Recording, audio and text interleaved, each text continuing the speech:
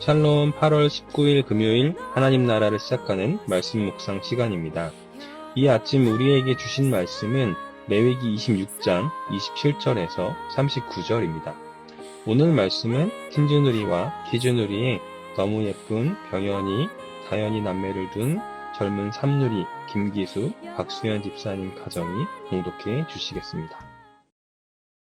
너희가 이같이 될지라도 내게 청종치 아니하고 내게 대항할진대 내가 진노로 너희에게 대항하되 너희 죄를 인하여 7배나 더 징책하리니 너희가 아들의 고기를 먹을 것이요 딸의 고기를 먹을 것이며 내가 너희의 산당을 헐며 너희의 태양 주상을 찍어 넘기며 너희의 시체를 파상한 우상 위에 던지고 내 마음이 너희를 싫어할 것이며 내가 너희 성읍으로 황폐케 하고 너희 성소들로 황량케 할 것이요 너희의 향기로운 향을 흠향치 아니하고 그 땅을 황무케 하리니 거기 거하는 너희의 대적들이 그것을 인하여 놀랄 것이며 내가 너희를 열방 중에 흩을 것이요 내가 칼을 빼어 너희를 따르게 하리니 너희의 땅이 황무하며 너희의 성읍이 황폐하리라.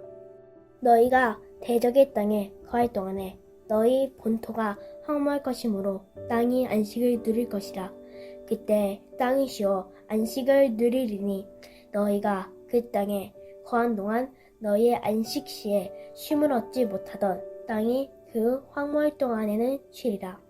너희 남은 자에게는 그 대적의 땅에서 내가 그들의 마음으로 약하게 하리니 그들은 바람에 불린 잎사귀 소리에도 놀라 도망하기를 칼을 피하여 도망하듯 할 것이요 쫓는 자가 없어도 엎드러질 것이라.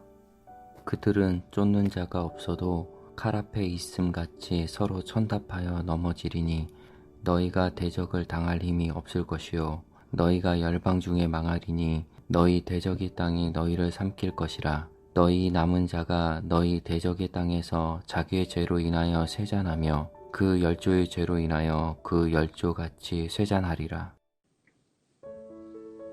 드라마 오징어 게임은 사람들이 모여 게임을 통해 최종으로 살아남은 사람에게 456억의 상금을 지급하는 게임입니다. 게임에서 탈락한 사람들은 바로 죽게 되고 그렇게 최종 라운드에 게임을 이긴 사람만이 상금을 받게 됩니다. 그런데 드라마를 보면 사람들이 많이 죽어간 것은 정작 게임을 통해서가 아니었습니다. 게임이 진행되던 낮보다 게임이 끝나고 불이 꺼진 그 밤, 어둠 속에서 더 많은 사람들이 죽었습니다. 게임으로 인해 죽은 사람보다 불이 꺼진 어두운 밤, 같은 참가자들의 손에 죽은 사람들이 더 많았습니다. 오늘 말씀을 묵상하며 오징어 게임의 이 장면이 떠올랐습니다. 불이 꺼진 방 안에서 서로를 죽여가던 그 드라마의 모습처럼 오늘 말씀은 아주 끔찍한 참상을 그립니다. 온 땅의 산당과 분향단은 부서지고 원수들이 쳐들어와 모든 것을 빼앗고 우리를 포로로 삼아 낯선 땅으로 끌고 갑니다. 하나님께 제사를 드리던 분향단의 불은 꺼졌고 땅은 더 이상 생명을 내지 않습니다. 온 땅은 황폐해졌고 절망과 어둠만이 가득합니다. 심지어 29절은 아들의 살을 먹고 딸의 살을 먹게 될 것이다 라고 말씀합니다. 인간을 포함한 이 땅의 모든 생명체들의 본성에 가장 가까운 것이 모성애, 부성애입니다. 동물들도 자기 자식을 향해서만큼은 본능적인 보호와 애정의 감정을 갖고 있습니다.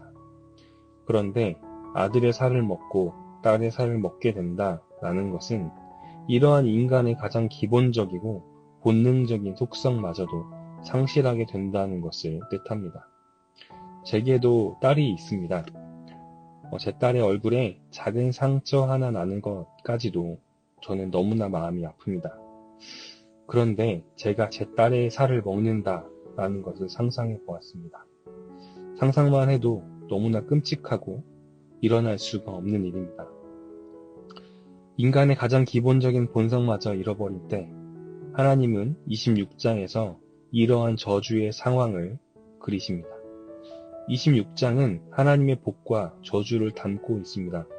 하나님을 잘 섬기고 믿음을 지키면 복을 받게 되고, 반대로 하나님을 섬기지 않고 믿음을 지키지 못하면 저주를 받는다는 내용입니다.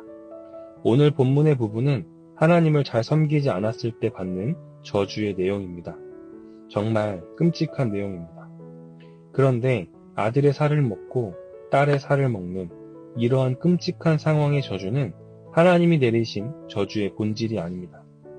전에 박신혜 목사님께서 설교 중에 어둠에 대해 설명하신 적이 있습니다. 어둠이란 빛의 반대 개념이 아니라 빛이 없는 상태가 어둠이다 라는 말씀의 내용으로 기억합니다.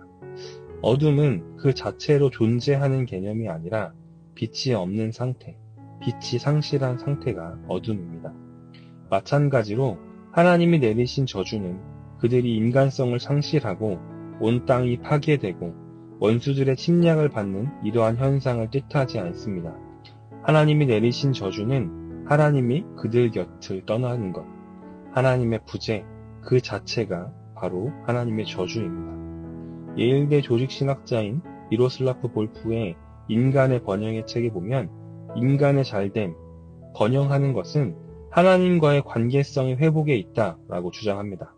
하나님 나라, 하나님께서 통치하시는 그 나라, 이 땅이 그 하나님의 통치의 주권을 회복하는 것, 그분이 나의 왕이 되시고 내가 그분의 백성이 될 때 우리는 비로소 잘 살 수 있게 된다 말합니다. 오늘 본문의 저주의 내용은 이 개념의 정반대의 상태를 설명합니다. 더 이상 하나님이 나의 하나님이 아니실 때, 내가 그분의 백성이 아닐 때, 그때 우린 인간성을 상실하고 땅은 더 이상 생명을 내지 않게 됩니다. 우리 우신교회 성도님들, 하나님께서 나의 왕이 되심이 바로 복입니다. 내가 그분의 백성이 되고 그분의 통치하심을 받고 살아가는 것이 우리가 잘 사는 방법입니다. 우리 삶에서 가장 큰 저주는 그 하나님을 떠나는 것, 하나님께서 우리 곁을 떠나시는 것입니다. 이것을 오늘도 마음에 새기셔서 하나님께서 주인 되시는 나의 하루, 우리 가정, 우리 높은 뜻 우신교회가 되길 소망합니다. 기도하겠습니다. 모든 복의 근원이신 하나님, 하나님께서 우리 곁을 떠나시면 우리 삶은 절망뿐입니다. 하나님께서 내 삶의 주인 되지 않으시면 우린 나의 존재를 잃어버립니다. 하나님, 오늘도 내 삶의 주인이 되어 주옵소서. 내가 주님의 자녀가 되길 원합니다. 우리가 주님께서 머리 되신 그 지체로서의 교회가 되길 원합니다. 오셔서 오늘도 우리의 삶을, 이 땅을 다스려 주옵소서. 예수님의 이름으로 기도드렸습니다.